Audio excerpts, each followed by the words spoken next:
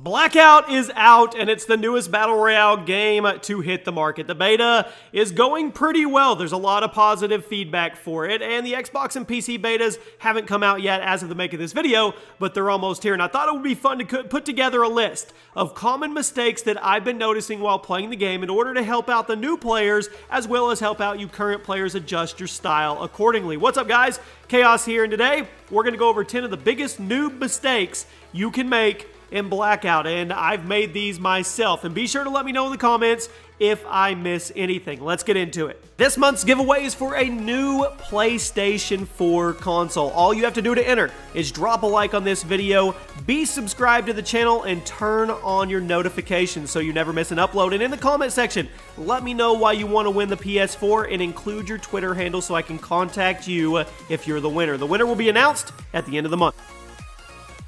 First off is engaging at long range. Now, this is a piece of advice I've been giving to Fortnite players for a long time, and I still see people doing it. Engaging at long range in a Battle Royale game when you don't have the right weapons or positioning is never a good idea, especially in Blackout when armor is so overpowered right now. In Battle Royale games, you're not just worrying about the person you're looking at, but also the people you may not be able to see that may be hiding and waiting to strike. And the sound is huge in Blackout. If you get in a gunfight, people are going to come from all over the map to see what's going on. When you engage somebody at long range, not only are you painting a target on the back of your head for everybody else nearby, but you're also very rarely actually going to get that kill at all. And if you do end up getting the kill, someone else is probably going to take that loot before you get there, or they're going to be waiting on you when you get there. Don't engage at long range unless you have a sniper and you're sure you can get that kill quickly. At number 9, taking two weapons of the same type. And you may be saying, well, that's not smart. Well, it's a common mistake that I see people making in Blackout already. Two weapons of the same type do the same job.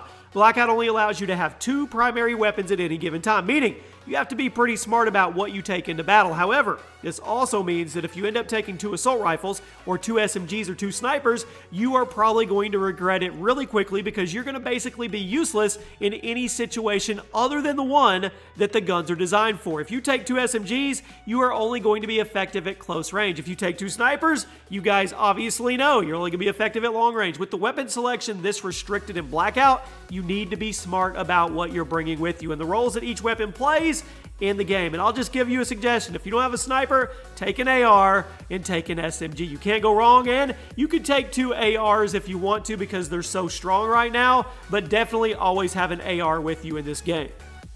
Speaking of weapons, number 8. Not learning the weapons. Blackout demands that you, the player, learn each of the weapons for themselves as opposed to telling you what is better than what. In games like Fortnite, it's pretty easy to tell what gun is and what their role is. After all, it's pretty straightforward what a tactical shotgun is or a bolt-action sniper is supposed to do, and the rarity system makes it super easy to tell which gun you should get. However, Blackout does not have a colored rarity system. Well, they do. They have gold guns, but those are a different topic. Nor does it tell you if a weapon is an assault rifle, SMG, LMG, sniper, so on and so forth. You have to do your homework. You have to learn that stuff for yourself and remember it. This means if you go into a game of Blackout and you aren't really clear on what weapons are and what the better weapons in each class are, you are going to be at a huge disadvantage during the looting phase because you'll be leaving better weapons behind without ever knowing it.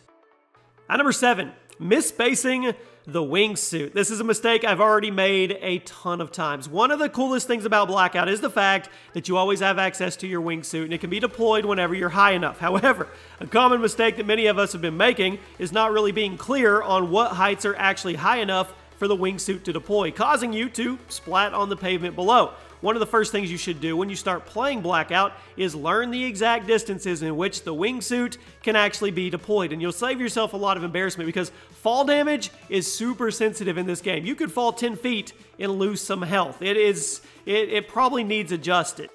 At number 6, using shotguns. It's no secret that the shotguns in Blackout are crap.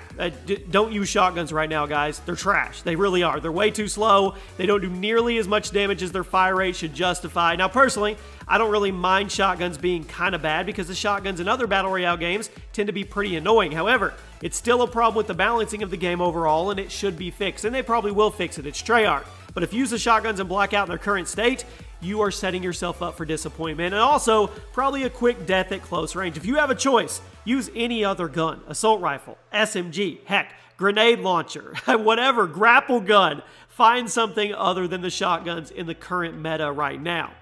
At number 5, trying to build. Transitioning over from Fortnite can be tough. If a lot of you have been playing a lot of Fortnite, the game's unique compared to other shooters and battle royale games, and I know that I've definitely tried to build out of instinct when I was getting shot in Blackout, or when I see a ledge I want to get up to, I just instinctively try to build a ramp or place a launch pad, and there's some amazing sexy trees in Blackout that would yield a ton of wood. Breaking the building muscle memory of Fortnite is going to be tough for other battle royale games, but it is definitely deserving of a spot on this list because I know that I'm not the only one that has done that. You've been in a panic situation, you start getting tapped from behind, and you turn around and try to build a wall. And I'm not complaining. I love the fact that I have to use my cover, I have to use buildings, I actually have to do gunplay when it comes to Blackout, but I know everybody's probably going to do this once. At number 4, not adjusting your attachments. Instead of having a traditional rarity system like other BR games, Blackout opts for an attachment system where a gun becomes more valuable the more attachments you put on it. But something that a lot of people seem to be forgetting is that you can actually adjust these attachments on a gun and you're not just stuck with whatever is already on it. If you pick up a gun and it has an attachment that you don't like, you can open up your inventory, remove it, or adjust it. Attachments can be super helpful, and for the most part, they're pretty highly sought after in the game, but in certain scenarios, you may not want a certain optic on your gun. You may not want a certain attachment on your weapon. So, don't forget, you can actually remove it if you want to. It's very, very customizable. At number 3, running out in the open. This is another bad habit that a lot of Fortnite players have developed. One thing I didn't really realize until I started playing Blackout was just how unsafe the traditional Fortnite playstyle is. In Fortnite, most of us just run out in the open to get from place to place because if someone shoots at us, we'll just build a freaking mansion, right? Build walls or a launch pad away from them or just run like a crocodile's chasing you. But in Blackout, you have to be smarter than that. You're going to get punished. There is no building in Blackout. There is no way to quickly escape from gunfire. In order to get from place to place, you need to be smart and tactical about the natural cover the map has, like trees, bushes, buildings, so on and so forth. Don't be that guy who runs around in the open and then complains about getting turned into Swiss cheese because someone lit you up time and time again.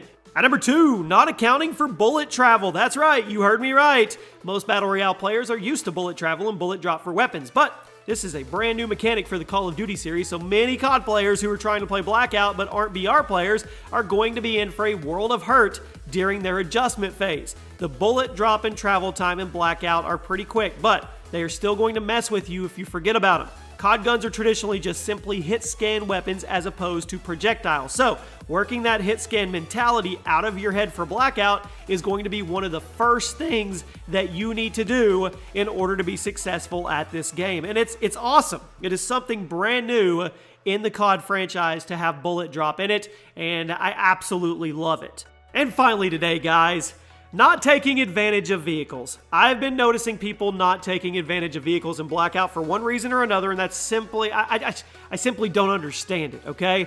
Maybe you want to take the stealthier approach, I get it, and you don't want to be a bigger target, and I guess I can see that too, but at the end of the day, if you see a vehicle, you should probably take it. This is a big map. It will probably hold 115 to 125 people when it's all said and done. There is literally no downside to getting to your destination faster and more efficiently. And the quicker you get to an area, the quicker you can get ready for an attack or an ambush, and the more access you have to a vehicle, the quicker you can zoom away from enemies or the quicker you can charge at them for an assault. The ATVs in this game, the four-wheelers, are fast. They are really hard for somebody to hit a moving target. That is your best bet if you can get one. Yes, you are open air, you're not in the cab of a truck, but super, super fast, guys. Blackout definitely is not shy about giving the player vehicles in battle, so don't be afraid to experiment with them and try them out. But with that being said, the vehicles are loud. They can be heard from halfway across this map. So understand, you want to use it to get from point A to point B, but you don't want to sit on it forever. You need to park it and get away from it as quick as possible once you reach your destination,